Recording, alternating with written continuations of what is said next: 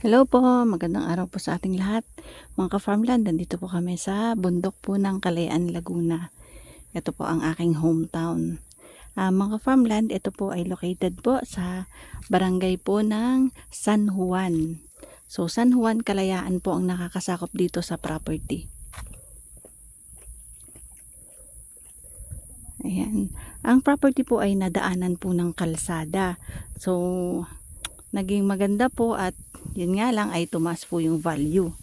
Ito po ay patag po at saka slope. So sa area po diyan ay padahilig. Pag ganon. Ito may overlooking po dito.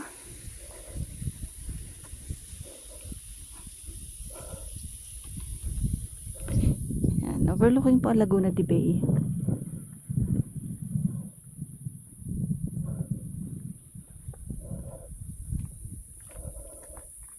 Sa ngayon, yung mga tinanim dito na mga mangyum, nagtaasa na.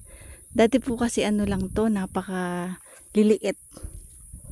Yung itinanim last nakaraang taon pa. So ayan, yan po yung bundok ng Paete, Laguna kung saan yung mga windmill po ay itinatayo.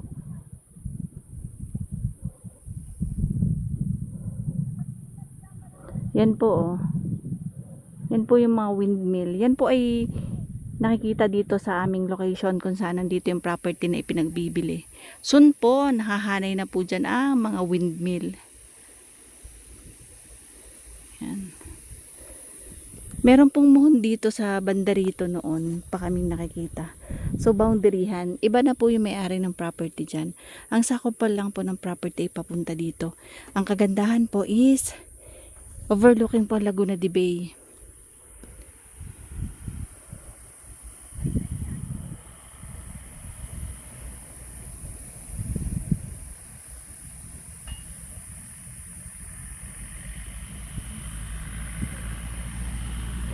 Presko, ginhawa kahit mainit.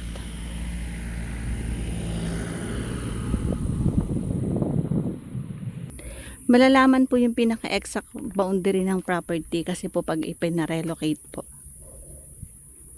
Ayun. Kumabila pa po siya ng property. Kung nakikita nyo po yung babaeng yun sa may bato. Yan siya. Hanggang dyan pa po yung property.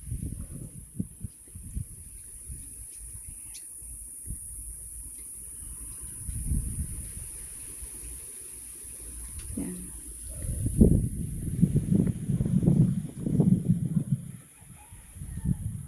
Ganda po ng view dito sa area na ito. Ito po mga farmland ay 3 hektarya po. Titulado. And ang presyo po ay 500 pesos per square meter. Pero negotiable naman po yun. Direct na lang po namin kayo sa owner about po sa presyo.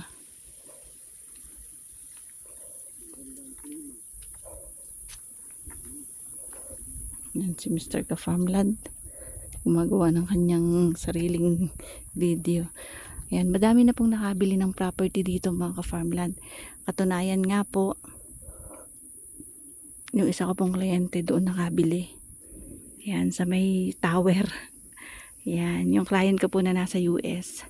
So, laking pasalamat ko din sa client ko na yan kasi kahit nasa Amerika siya, binili niya yung property na hindi siya umuwi dito sa Pilipinas. Yan. Nasa ibaba po niyan, yung muhon nasa gitna po na yung tower na yan. Ganda po dun sa pwesto na yan. Tapos ito nga po, meron na pong mga kabahayan dito. May mga nagpapagawa na po ng bahay.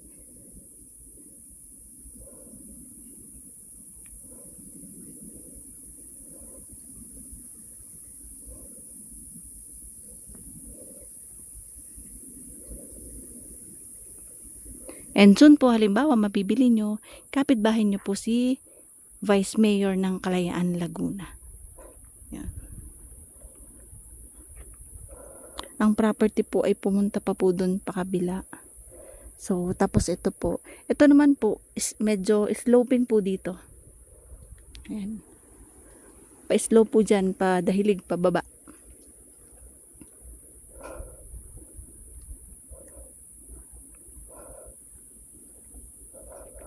Hindi ko lang po kayo madadala kasi kita nyo naman ang itsura oh. Mataas pa sa akin ang damo.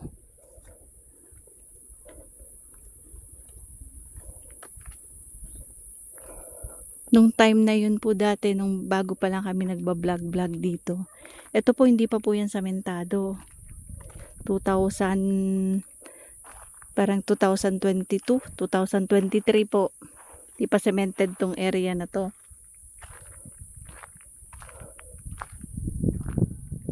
Yan, may sako pa po yung property dyan.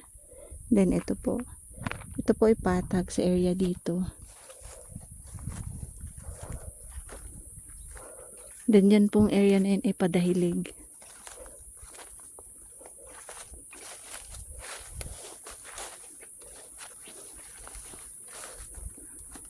Yan. Bahagya lang naman po yung pag-ibaba niya. Diyan po, mountain view po ng Pililya, tsaka po windmill ng Pililya ang makikita dyan. Tapos, overlooking po ang Laguna de Bay, ang bundok po ng Pakil, Paete, Siniluan, kitang-kita po dito pag nandito po sa area. Basta po, malilinisan lang po itong property. Ito po ay 3 hectares po na 500 pesos per square meter. So sa mga client namin na naghahanap ng gusto po dito ay sa tuktok po ng bundok. May signal ang cellphone. Ang kailangan lang pong i-workout dito ay yung sa tubig, kung paano po magkakatubig. Yun po yung pinaka kailangan lang po ditong masolusyonan kasi nga po ito ay bundok. Pero nandyan po kasi si Camp Playa, yun po yung camping site resort. May tubig naman siya, nagpa-ano siya nagpa-deep well, may tubig naman po. Yan. Yan po ang barangay ng San Antonio, Kalayaan, Laguna. Pag nandito po mga ka-farmland sa pwesto ko sa area dito, yan o, pag hindi po maulap, kitang-kita po ang bundok ng Sierra Madre.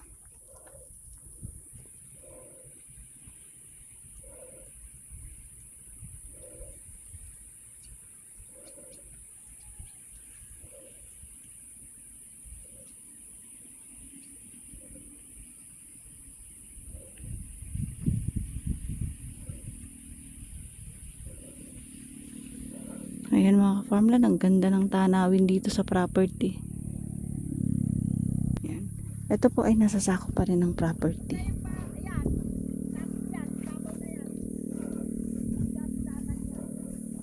Yung boundaryhan lang po ang hindi po namin matukoy kasi kailangan niya po ng relocation. Yan, nakakatuwa po dito. Pwede kan dito magpatayo ng ng kubo, tas kitang-kitang view. 360 degree po ang view dito sa property. Pag diyan ka humarap, nakikita nyo bundok, tsaka tower. Pag dito ka humarap, kita mo yung Barangay San Antonio.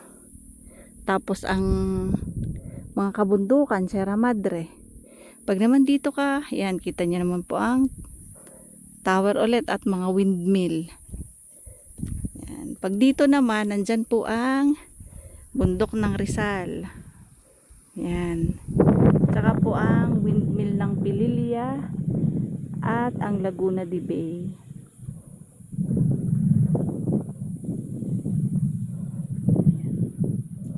Yan ay sako pa ng property, tapos papunta pa po doon pa ibaba.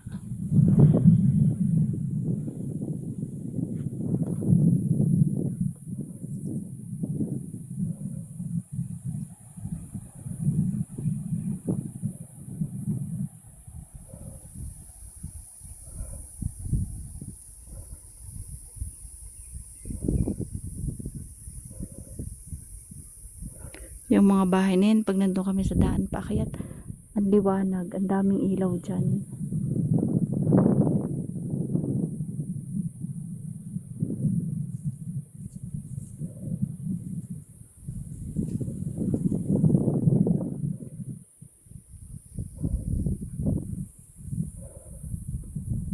Ito po ay nasa 350 meters above sea level.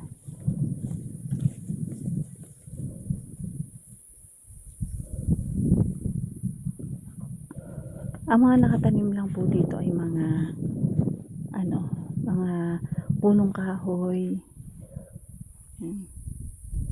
Yun naman pong linya ng tower ay doon, sala po dito sa property.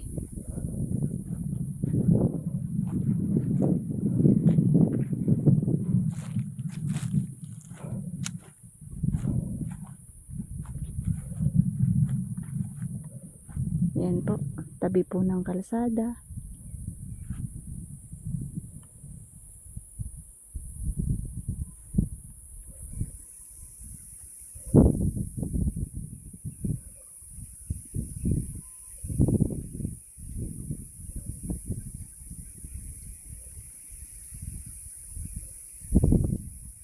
Ayan po, ang nakita ko pa lang na may kompleto hélice sa windmill.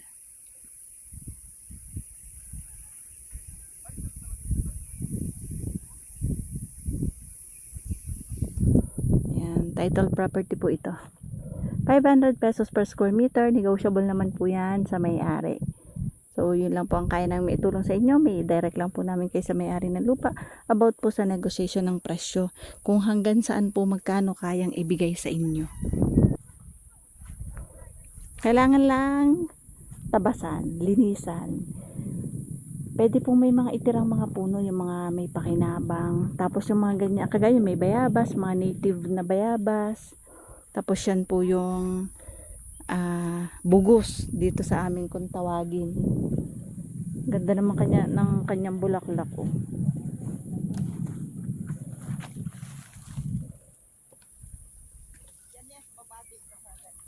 Yan po ang pagkain ng uang. Then yung bunga niya, yung mga ganyan. Kinakain po yan. Yun nga lang po, magkukulay violet ang inyong bibig. Pero matamis po siya. Nung nagpunta po kami Baguio last, nakaraang year pa, yan ay halaman po sa Baguio. Ang lalaki, ang tataas ng puno.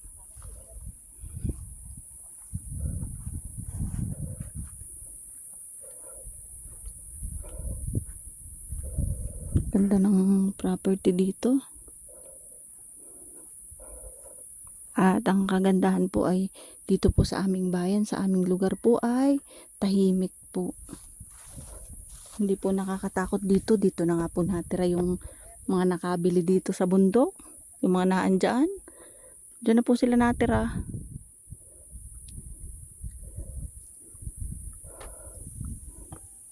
Yan po ang bayan ay barangay ng San Antonio.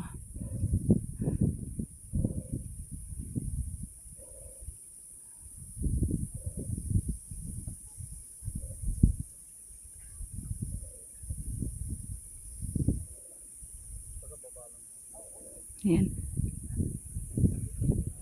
Ayan mga farmland. Pag po nasa baba sa highway, kitang-kita po itong pataas na area namin. Pero hindi po kita yung pinaka-barangay. Tapos pag nakasampa ka na po dito, nakaahong ka na sa barangay San Antonio, ano na po yan? Wala na po kayo makikitang kabundukan.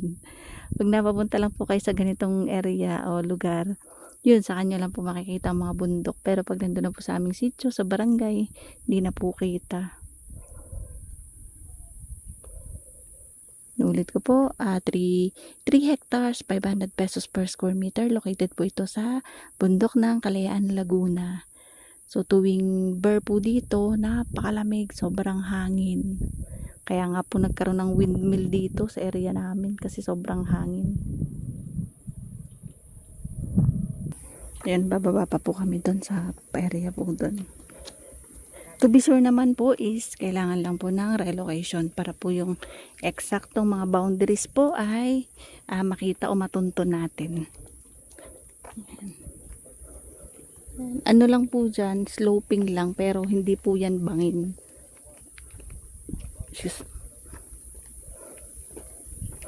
Yan, may mga prutas din po naman, kaya lang hindi nga lang po rambutan, hindi lansones. Kailangan nyo pong pataniman ng ibang prutas. Boundaryhan na po yung kapatagan na yan. Ibaba pa po doon. Tapos patawid po na naman dito sa area dito.